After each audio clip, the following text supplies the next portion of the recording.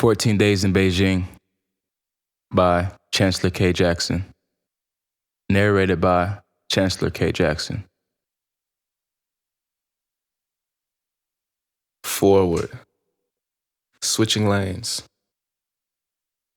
I can't think of Chans without thinking of Kush, the beautiful plant that brought us together.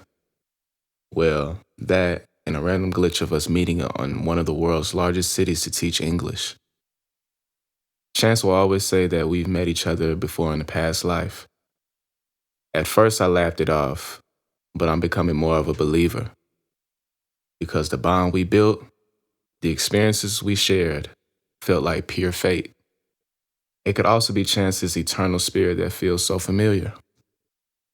His calm is entrancing, and his wisdom seems to be infinite. If you're imagining a sage or a healer in your mind, you're not far off. Like a true sage, there are so many lessons we can learn from and through him.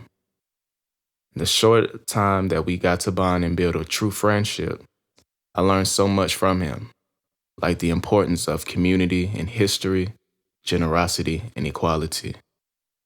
From day one, he was a real one. We've always kept it honest and supportive.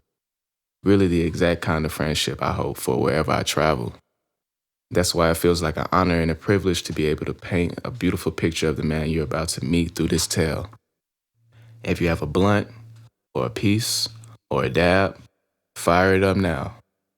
Get on that level and be ready for a truly shocking and unforgettable tale. Pay close attention to the enlightenment Chance receives. Listen to the sage tell his tale of survival and perseverance, qualities needed now more than ever. Stay safe, family and friends, and I hope this story enriches your life. Kayla Lane.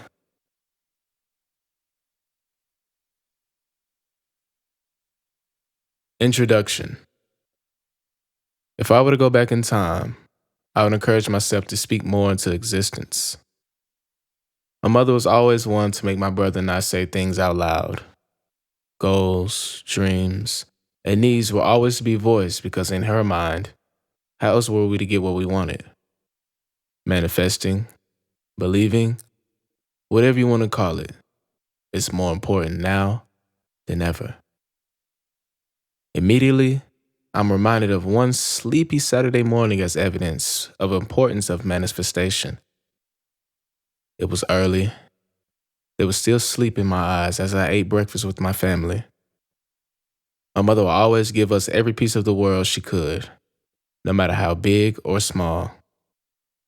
This Saturday morning, she looked at us and uttered, "Name 3 places in the world you would like to visit." She let us know that she would make sure we went, no matter what. Instantly, I eagerly said, "China!" She wanted to know why, and I can only say, "That's where everything is made." This simple table conversation, along with my mother's yearning to make our dreams come true, was not only a catalyst for eternal change, but a manifestation of what China would eventually do to me. When you read this, I want you to know that you are on this journey with me. I am telling the truth about my experiences and the growth while incarcerated in China. Along the way, you'll also learn about the experience of other incarcerated people I met, how they are arrested, treated in confinement, and the process of their release. I made one of my goals happen. In that process, I dove deeper into a culture that I still do not fully understand, but lived through to tell you about it. The 14 days are a blast from the past for me, but a novel experience for you. As you flip the page, you're going to enter the journey with me. Get comfortable because things move quickly. Here are the basics. The name is Lucky Chance. I received the opportunity to work overseas as an English teacher in Beijing. On October 10, 2018, I entered the country and found an apartment on the east side in Qingnianlu 2 weeks later. At first, it was challenging adjusting to the alternative lifestyle, people, culture, food, and setting, but I eventually had a quick and seamless transition. After about a month and a half, I adapted pretty well and it was smooth sailing since. This is where I lived my best life, experiencing all that China offered. I met many prominent people from different walks of the earth, found a talent in teaching, and gained firsthand exposure to a completely different lifestyle from where I come from. I loved every minute of my time in China, and I miss it deeply. If given the chance, I'd do this shit all over again in a heartbeat, but the right way.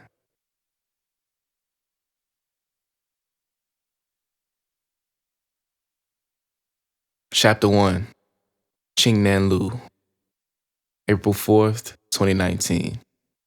Day 1. My alarm goes off at 9 in the morning. My only thought is to start my morning routine. After my usual preparations, the gym comes next, and my usual outfit of my alma mater shorts and shirt are enough for the 10-minute walk. By the time my workout is over, the telltale signs of hunger creep in, so I stop by the market to grab lunch to eat at the house. Being that it's a Thursday for me, I cook in honor of my ancestors, which is accompanied by praying and laying out food for them to show my appreciation for the sacrifices they made for me to be in the position that I am in. When I am done, I sip on a pomegranate wine cooler and cheep some cannabis out of my little silver pipe that I'm not too fond of, despite it getting the job done. 15 minutes into it, the liquor and weed settles, allowing me to give myself up to my music and casual enjoyment. The crossfade is enough motivation to begin getting ready for the day with friends. As I finish up and prepare to leave, I hear a knock at the door. Visitors aren't unusual, but because I'm not expecting anyone, I'm a bit surprised. Curious of who it is, I look through the peephole, and on the other side of the door stand 3 officers from the Beijing police. I instantly become sick to my stomach. I scramble to put everything up as fast as I can without it being too suspicious, but I still have to figure out where to stash the cannabis. I stand there for a moment in my living room trying to figure out my options. I go from room to room until I land in my bedroom in search of a hiding place. The knocks are deafening. I know that I've already taken too much time to answer. At the very last moment, my eyes lock onto my tub of shea butter and I decide to put it in there. You know when you know something isn't a good idea? My spirit told me that this was not a good enough place to hide, but there was no other option. I had to open the front door. I placed the herb into the shea butter, closed the container, and placed the container in my Stetson University backpack that I shove under my bed. I do a quick scan of each room to ensure that everything looks intact, open the door to the officers, and they immediately walk into my apartment as if they're looking for something.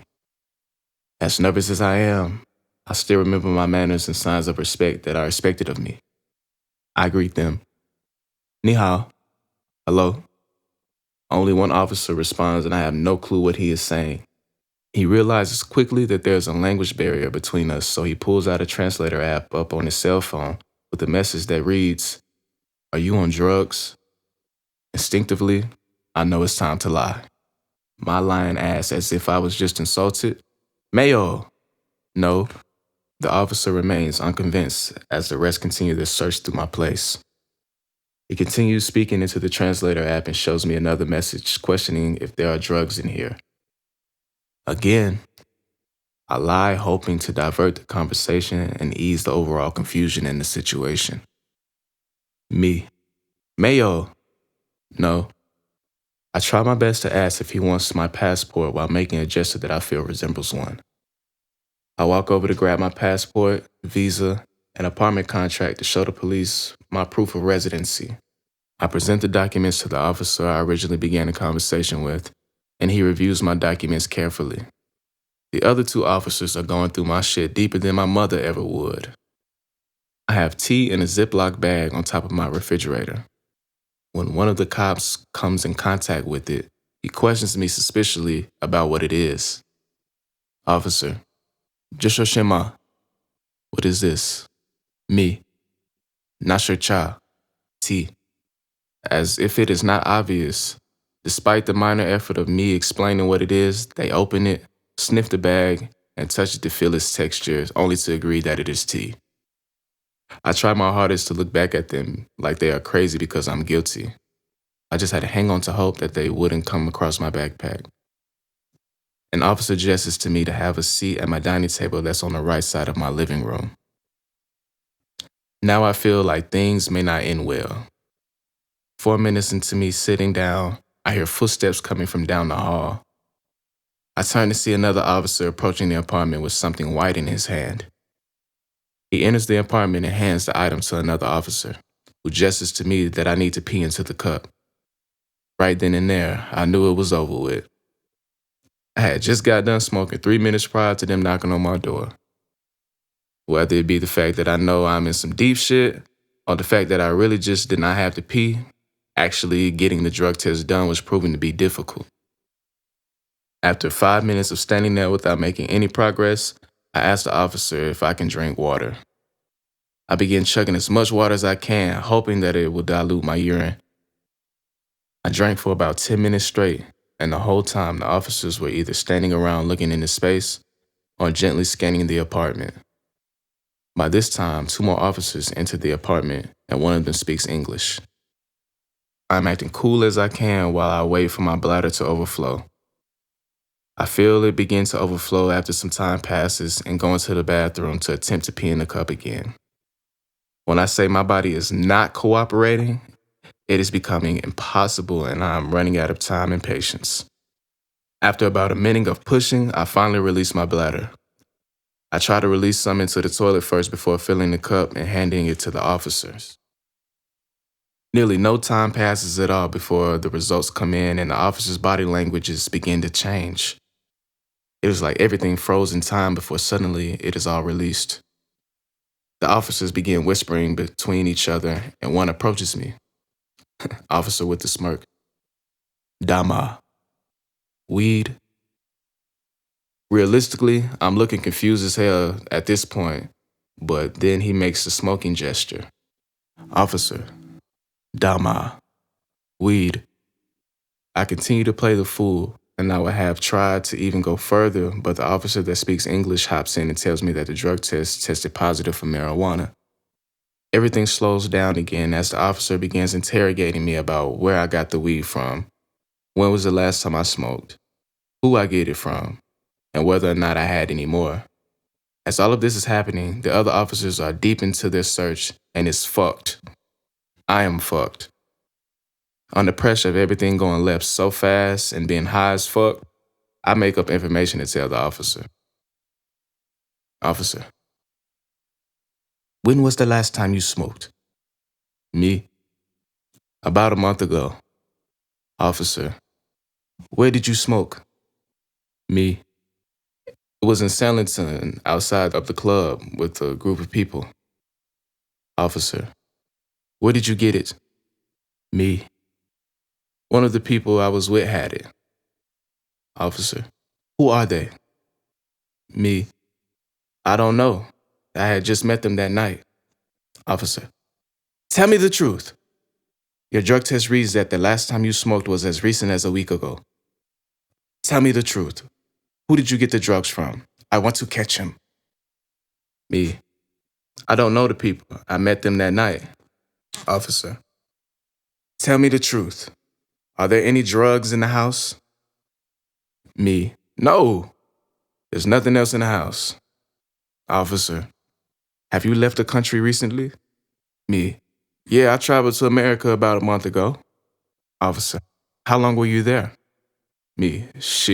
Like 2 weeks. Officer. Are there drugs in the house? Me. Sir, no. The officer. Are you sure there aren't any drugs here? In a bag or a container or something? I don't know if I want to cry or scream at this point. It is like my body is suddenly drenched in the coldest water. I know it is over. It has been over for a while now. I felt it in my spirit that they knew. Me. Yeah. The officer. Are you saying, yes, there is? Me. Yeah. The officer. Show me. I have no choice but to get up and show him where I hid my stash. But of course, When I make it to my room, the tub of shea butter has been discovered along with my weed. Officer, what is this? I cannot help but wonder if the officer is serious. Like you see it, I see it, we all see it. But I know better and answer anyway. Me. Weed. Officer, are you sure? Me. Yeah. The officers confiscate the weed and shea butter and walk me back into the living room, only to ask me if I need to finish getting dressed. Unfortunately, I was about to leave the house prior to them showing up, so I was ready to go. Noting this, the officer tells me to turn around as he handcuffs me. Me to myself, damn, you gotta throw the cuffs on me? It's not even necessary. I'm going in peace. They gather everything they need, and we make our way out the front door, all while I'm hoping that nobody sees me. A Native American man that would be perceived as a black man in a foreign country getting arrested? Nah, that is not a good look. We get on the elevator, which is pointless because I am only one floor up from the ground level. When we finally exit the building, the two officers escorting me out lead me to a police van parked to the left of us. When I get in the van, the only thing to really do is process the situation. I just sit in disbelief as reality settles in. There's no control from my end of this circumstance. I'm screwed and all I can do is wonder how all of this is going to play out. The local station is only a mile from my apartment, so the trip is short and my thoughts have reached a point of no return. The moment we get out of the van and enter the station, the room turns and focuses on me. I am led to a line of chairs against the wall that rests directly in front of the officers on desk duty. They sit me down in the last chair of the line in the corner of the room. I am able to get a sense of my surroundings because I am able to see everything and everyone coming in and going out. I'm still high as heaven, but I figured that since I'm already here, I might as well take note of every minor detail. I know this is going to be a great story to tell once I'm out of this predicament. 40 minutes pass, but sitting in a chair handcuffed makes it feel even longer. I watch the officers at their desks do administrative work while people who I assume are also recent arrests sit in the chairs around me. Anxious to see how this pans out, I keep on high alert, especially since I do not know how law enforcement works in China, and there is a huge language barrier, so communication is non-existent.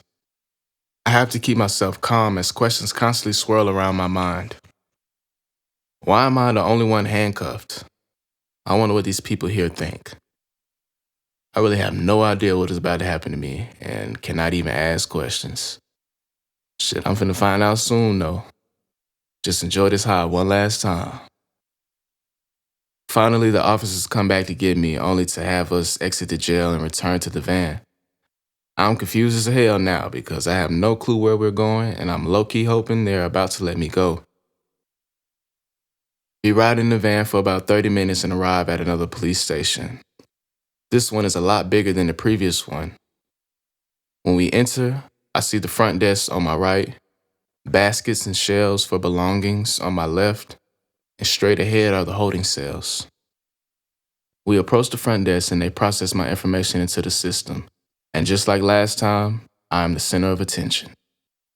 I'm curious to what everybody is saying and thinking about me, but at the same time, I do not care because I am not who they may think I am. After entering my information, they walk me to the changing room with a basket and instruct me to get undressed by using body gestures. They give me a thin pair of gray cotton pants and a thin gray long sleeve shirt to match, in addition to a red vest, a pair of blue sandals, and a black rubber bracelet. Once I am dressed, I am led to the hall that the holding cells are on. I quickly figure out what the bracelet is for as the guard near the hall scans my bracelet to unlock the gate. When I enter the hallway, there are about 8 holding cells in total, with 4 on each side. Each cell has a different amount of people in them. The first 2 cells on the left are strictly women, and the rest of the cells are males. As we walk down the hall, the light dims, making it darker the further down you go. I get a peek into each cell, and all I see are the other inmates either sitting or lying down. We make it to the 3rd cell on my left before we stop for them to unlock the door and tell me to enter. As soon as the door closes behind me, I begin scanning the room because I can feel eyes on me. Across from me is a Chinese young man I would say is a teenager or a young adult under 21 years old. He has a red vest just like mine and is handcuffed too. The rest of our cellmates do not have either, leaving me curious as to what the vest could mean. I am sitting here high as Orion for about 20 minutes before they come to get me. The officers take me down a staircase to the bottom level of the station. We enter a bright white hallway and walk down the hall passing a bunch of blue doors. The room we enter is white and furnished with a metal chair that looks like an electric chair, a desk, and regular chairs across from the electric chair, and a camera mounted high on a tripod facing all of the furniture. They walk me to the crazy-looking chair and open it. I give them a, "Y'all really want me to sit my ass down in this chair?" type of look. They give me a, "Hell yeah" type of look in return. So I sit my ass down. The chair is all metal and locks your ankles, legs, waist, chest, and arms in one place. Once they lock me in, an officer enters the room and introduces himself. Officer. Hello, I'm Officer Wang, and I'll be conducting your interrogation. Okay. What's your Chinese name? I don't have one. Your Chinese name is Qingnianlu. It is how you say lucky in Chinese. That's some kunta shit, but okay. Tell me, how did you acquire the drugs? They aren't hard to find. If you walk around Sanlerton, you can come across whatever you need, pretty much. Tell me what happened from beginning to end. By this time, I have had plenty of time to come up with a solid story to finesse them with. I had no other choice, and I was going to leave one way or another. So I was in Sanlerton last Sunday around 8:15 p.m. I was going to the Mexican restaurant named El Barrios to eat with some friends. We ate, and we left around 10:30 p.m. I was going to take the subway since it was still open, so I started to walk to the metro station. While on my way to the metro station, I was approached by this dude who asked me if I smoked. I was confused at first because I wasn't sure what he was referring to until he made a smoking gesture. I knew exactly what he was talking about then. What was the gesture? He positioned his fingers as if he was holding a cigar, and he patted his mouth a few times. Show me. Me does the gesture the best that I can with my arms being restrained. Okay, what happened next? So I told him, yeah. He said that he had some. I asked how much was it going for, and he told me 300 yuan for 1 gram, or 600 yuan for 4 grams. I told him that I'll take the 4 grams, and he had me follow him to the other side of the mall to a parking lot. He told me to wait there while he ran into the apartment complex that was right next to the parking lot. So I stood there for about 10 minutes while he went to fetch the flour. He came back, we made the exchange, and I left. What did the man look like? He was a European male around my height and weight, and he had a British accent. What was he wearing? He had on a black jacket, blue jeans, and a white shirt. Okay. So what did you do next? I went home and smoked that night to test the quality of the gas. How did you smoke it? I rolled it up. With what? Rolling paper. Where did you get the rolling paper from? You can get those from any smoke shop out here. How did you pay for the drugs? With cash. Do you have the supplier's WeChat or phone number? No. This was going to be a one-time thing, so I didn't want any ties to him after this initial interaction. How many times did you smoke? Only twice. That night I copped it, and today. How did you smoke it today? I rolled it up. Do you have any way to get in contact with the supplier? Hell nah. But just walk around Sandlerton, you can find anything you're looking for, especially if you're a foreigner. They can point us out easily. This was not the first time somebody offered me drugs. I said yes this time because I felt that I could trust this supplier. Do you know that drugs are illegal in China? Yes. And where were the drugs when the officers found them in your house? In my room in a shea butter container. What is shea butter? It's like lotion. You use it to moisturize your skin. They are looking at me as if I'm speaking another language, which in reality I technically am. The world of black skincare is foreign to them. To better understand, they pull out their phones to search for shea butter. Once they figure it out, the officer asks if there is anything else that I had to share. In reality, I had nothing to lose, so I started apologizing.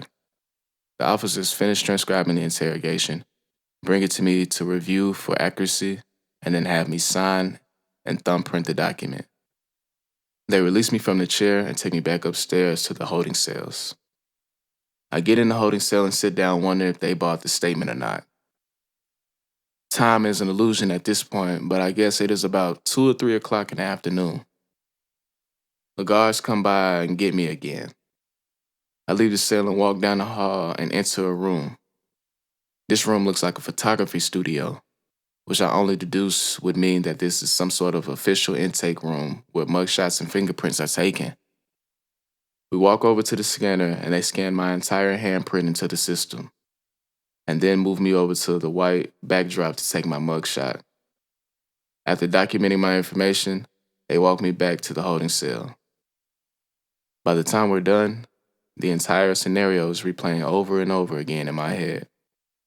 I began creating different scenarios with my imagination about how the situation could have been completely different. Me to myself, I could have hid the cannabis in the jug of Tide laundry detergent in the cabinet under the bathroom sink. Or I could have put that shit in the lint catcher in the washing machine. Still would have had to deal with failing the drug test, though. I could have said I met this European girl in the club. We danced, had a couple of drinks, and she invited me back to her house. The walk was about 15 minutes from the club, so it seemed like 40 because I was completely fucked up. We got to her spot. She asked me if I smoked. I said yes. She rolled it up. We smoked, had sex, and I left. It was a one-night stand, and I have no contact with that woman. I can describe to you what she looks like, though. Man, I was so high and shit happened so fast, I panicked and folded under the pressure. Shit, you live and you learn. I wonder what people are thinking happened to me. I did not show up to that event, and I had a couple of friends that I was going to see there. I know they have been blowing my phone up. Another hour and a half passes. My high is finally coming down, and I am getting sleepy. Sitting down handcuffed is not the most comfortable position, let alone trying to lay down, but the herb has me fading in and out of consciousness. I wake up periodically to find a comfortable position, and each time I look up at the window, the sunlight fades more and more until it fades completely. A few hours pass at this point when 2 officers randomly call me to come with them. I am so unsure, but I follow them until we find ourselves in the main lobby where the front desk and changing rooms are located. They have me stand against the wall, and one of the officers approaches me with my basket of clothes and orders me to get dressed. I think to myself that this is it, I'm about to be let go, so I begin putting on my clothes. When I am dressed, the officers walk me through a door behind the front desk. As I enter, I realize it is a hall, and at the end of it, I see a room that is pretty small and crowded with officers. As we get closer, I notice that this is the evidence room. I see 4 different screens where they watch the footage from the officers' body cameras, and I see my herb that was confiscated on the table along with my tub of shea butter. I noticed that they made a physical copy of the footage of my arrest because there's a CD sitting with all the rest of the evidence from my apartment. They began weighing the herb and it totals up to 1.4 grams. They put the information on paper and had me sign and fingerprint the document like they did when I first came into the jail. Throughout this entire process, no one tells me what is happening to me. I have no clue on what's next to come. I don't know if they're going to let me leave, and they're not explaining anything to me. They put all the evidence in an envelope along with the documents I signed. We go back out to the lobby for a moment only to jump in the van again. Now I have no clue where we are going, nor can I ask, and all I can hope is that they are ready to take me home.